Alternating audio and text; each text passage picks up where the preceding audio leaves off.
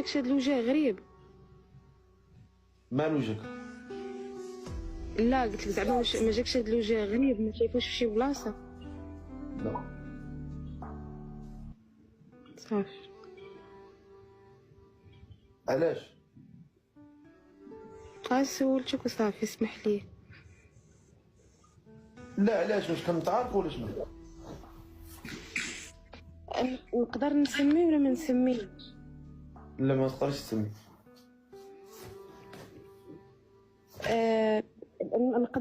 نقدر نعطي غير عنوان ولكن ما نسميش.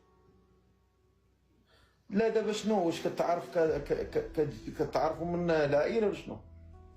من العائله. من شكون جيتك؟ دابا المشكله انت قلتي ما نقدرش نعطي الاسم، هادشي علاش.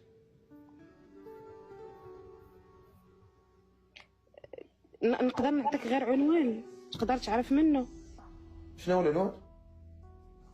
اللي ساكنين في دومارس اللي عندهم خوهم في طاليان وخيد واحد الانسانه من العائله عندكم. زين. الاخ ديالي اللي واخا ما يستاهلش زعما نقول عليه خويا، خايد واحد الانسانه من عائلتكم. هما اللي ساكنين في دومارس وكيمشيو للطاليان. انا راه كنت اول مره غنعرفك كنت ديك الساعه يلاه بديتي تقرا القران. المهم سي كنتي ساكنه انتي معاهم تما؟ واش عرفتيني ولا لا؟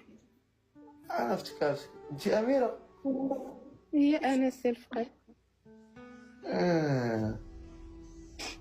راه توفات الوالده فراسي والاخ ما عقلش عليا والخوت ما عقلوش عليا وبزاف د الحوايج طراو. ربي اللي عالم. عرفتي ديما ما تبورشتيني قسما بالله.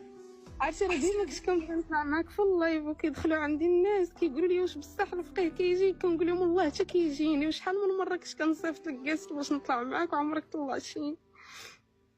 بحال حالك يدير. مات ليا ولدي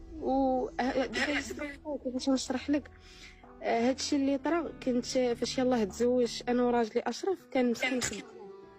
هادشي اللي طرا بسبب واحد الكسيده، واحد البوليس ضرب اشرف ودفعو بموطور و9 شهور وهو بارك في الدار ما كيتحركش. ديك الساعه انا ما كنطلق لا لايف لا والو، كنت حامله بنتي.